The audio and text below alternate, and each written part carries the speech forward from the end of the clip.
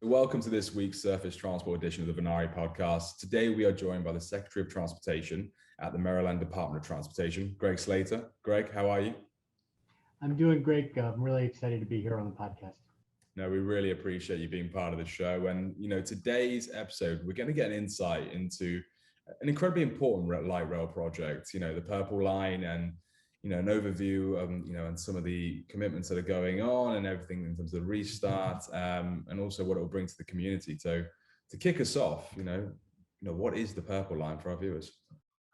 Great. It's a project, it's a lot of fun to work on. And, when you look at the diverse infrastructure needs nationally, we're trying to push forward with some kind of innovative and transformational solutions to better connect our system. And, the Purple Line is a great example of that. It's a 16.2 mile light rail line that's going to connect the Washington, D.C. suburbs in Montgomery County with those in Prince George's County. So just inside the Capital Beltway. If you look at the map, it's those kind of north and west portions of DC's immediate suburbs that we're going to connect. If you look historically on the Purple Line, light rail line, it's consistently been supported since the early planning in the 90s and the 2000s. The project stemmed primarily from a growing vehicle congestion on the 495 Capital Beltway and from the lack of transit options between two economic centers of Bethesda and Silver Spring outside of DC. So while historically we had bus options along that alignment available, the routes are just not direct and were too time consuming. So most of our DC metro rail lines run directly to DC, while this was really the first one to run radially and connect those metro lines outside of that. So, currently, if you're an individual wanting to travel from DC Metro Rail from Bethesda to Silver Spring, you have to go all the way to downtown in the city and then come back out. So the Right. Purple Line is really focused on closing that gap and providing an equitable and sustainable long-term solution to that congestion that we see. The rail line itself is primarily at grade.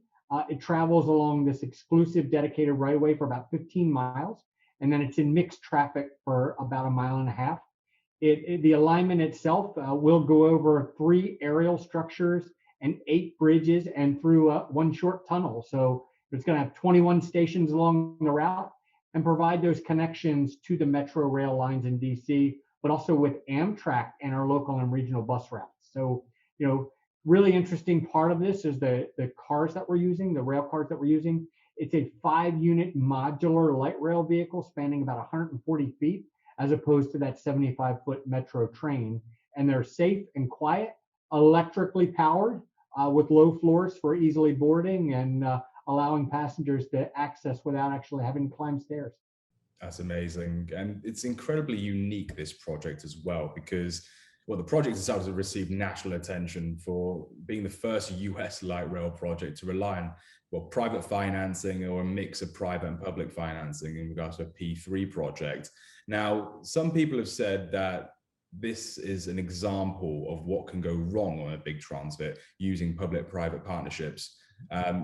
Is that really fair?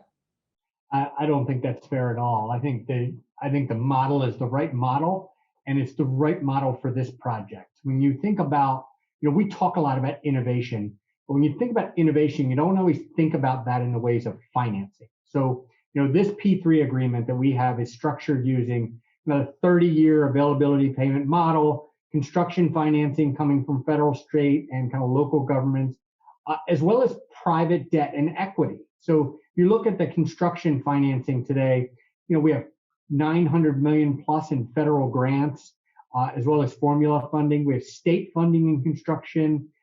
We have grants that are kind of being received through that full funding grant agreement with FTA. But there's also 300 million plus in private activity bonds, 870 million in TIFIA, and another 138 million in private equity.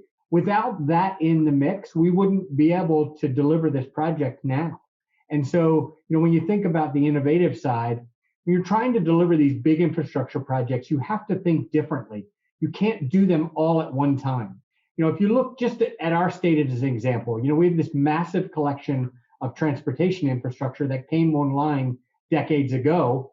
And so now we all have to keep it up at the same time. The interstates were built in the early 60s and late 50s.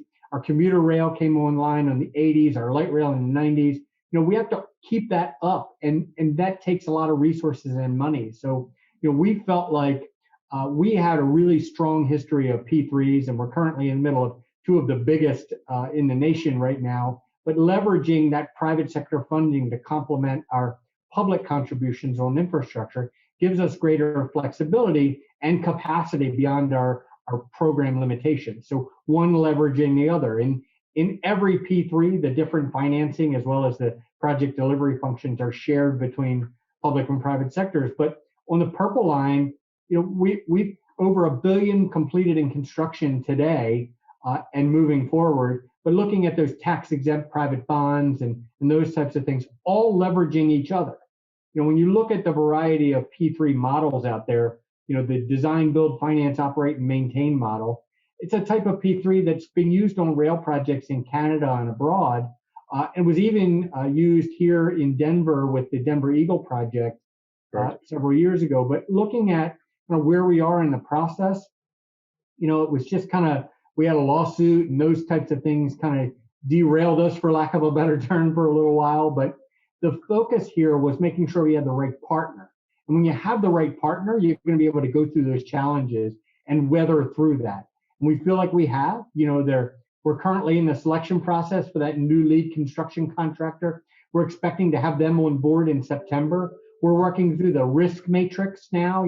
The risk profile on the project is very different than it was in 2016. But also positively, the interest rates are very different than they were in 2016. So trying to take advantage and look what we can get for the best value. But as we're laying out that final financing structure, really looking at that winning price for that resolicited design build contract.